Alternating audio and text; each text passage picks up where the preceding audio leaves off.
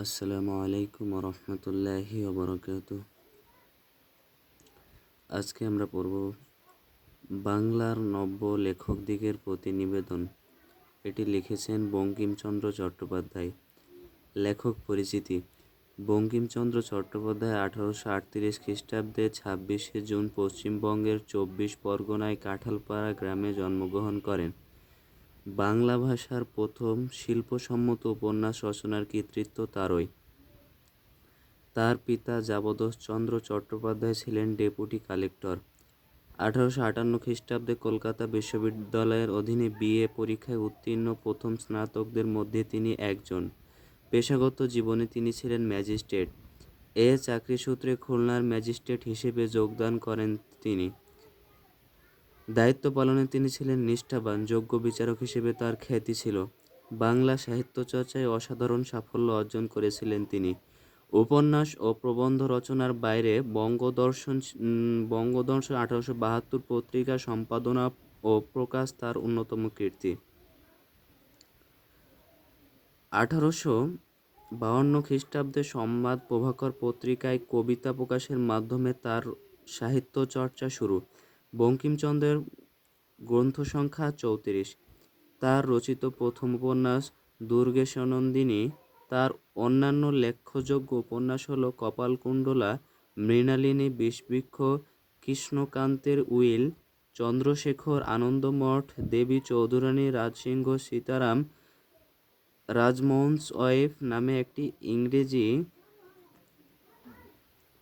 উপন্যাস তিনি রচনা করেছেন। বঙ্কিমচন্দ্র ধর্ম, দর্শন, সাহিত্য, ভাষা ও সামাজিক বিষয় অনেক প্রবন্ধ রচনা করেছেন। লোকরহস্য, বিজ্ঞান রহস্য, কমলাকান্তের দপ্তর, সাম্য, কৃষ্ণচরিত্র, বিবিধ প্রবন্ধ ইত্যাদি তার গদ্যগ্রন্থ। বাংলা সাহিত্যে অসামান্য অবদানের জন্য তিনি সাহিত্য সম্রাট উপাধিতে ভূষিত হন। বঙ্কিমচন্দ্র 1894 খ্রিস্টাব্দে 8ই এপ্রিল কলকাতায় মৃত্যুবরণ করেন। 1. যশের জন্য লিখবেন না, তাহা হইলে যশও ভালো হবে না, লেখাও ভালো হবে না। লেখা ভালো হইলে যশ আপনি আসিবে। 2. টাকার জন্য লিখবেন না। ইউরোপে এখন অনেক লোক টাকার জন্যই লেখে এবং টাকাও পায়, লেখাও ভালো হয়, কিন্তু আমাদের এখনও সেদিন হয় নাই। এখন অর্থের উদ্দেশ্যে লিখিতে গেলে লোকরঞ্জন প্রবৃত্তি প্রবল হইয়া পড়ে। এখন আমাদিগকে দেশের সাধারণ পাঠকের রুচি ও শিক্ষা বিবেচনা করিয়া লোকরঞ্জন করিতে গেলে রচনা বিকৃত ও অনিষ্টকর হইয়া উঠে। 3. যদি মনে এমন বুঝিতে পারেন যে লেখিয়া দেশের এবং মনুষ্যজাতির কিছু মঙ্গল সাধন করিতে পারিবেন অথবা সৌন্দর্য সৃষ্টি করিতে পারিবেন, তবে অবশ্য লিখিবেন।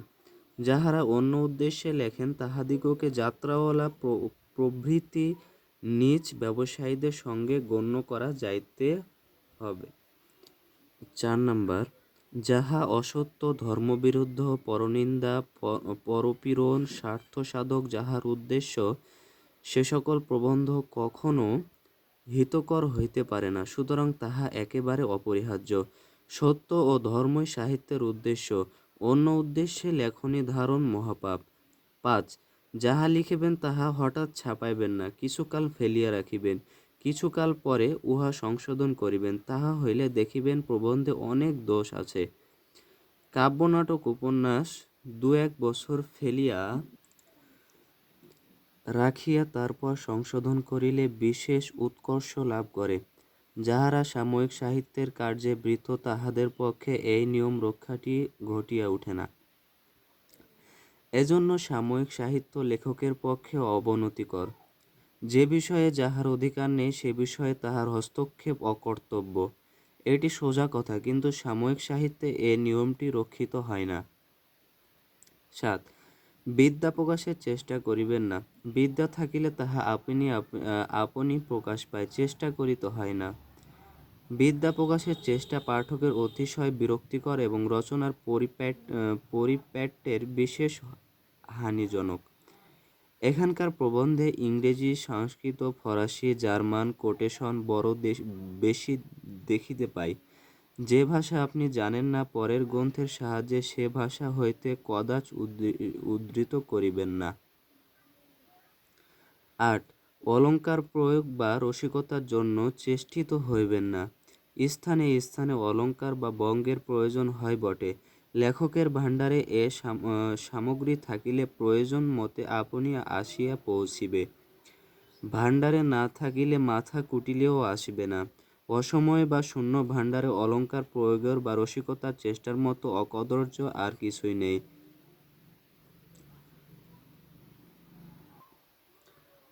৯ যে স্থানে অলঙ্কার বা ব্যঙ্গ বড় সুন্দর বলিয়া বোধ হইবে, সেই স্থানটি কাটিয়া দিবে। এটি প্রাচীন বিধি। আমি সে কথা বলি না, কিন্তু আমার পরামর্শ এই যে সে স্থানটি বন্ধুবর্গকে পুনঃ পড়িয়া শুনাইবে। যদি ভালো না হইয়া থাকে তবে ২-৪ বার পড়িলে লেখকের নিজেরই আর উহা ভালো লাগিবে না। বন্ধুবর্গের নিকট পড়িতে লজ্জা করিবে, তখন উহা কাটিয়া দিবে। ১০. সকল অলঙ্কারের শ্রেষ্ঠ অলঙ্কার সরলতা। যিনি সোজা কথায় আপনার মনের ভাব সহজে পাঠককে বুঝিতে পারেন, তিনি শ্রেষ্ঠ লেখক। কেননা লেখার উদ্দেশ্য পাঠককে বোঝানো। ১১. কাহারও অনুকরণ করিও না। অনুকরণে দোষগুলি অলঙ্কৃত হয়, গুণগুলি হয় না।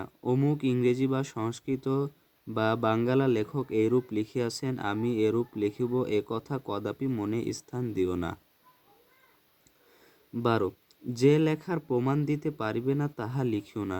প্রমাণগুলি সংযুক্ত করা সকল সময়ে প্রয়োজন হয় না, কিন্তু হাতে থাকা চাই। ১৩. বাংলা সাহিত্য বাংলার ভরসা। এই নিয়মগুলি বাংলা লেখকদিগের দ্বারা রক্ষিত হইলে বাংলা সাহিত্যের উন্নতি বেগে উঠতে থাকিবে।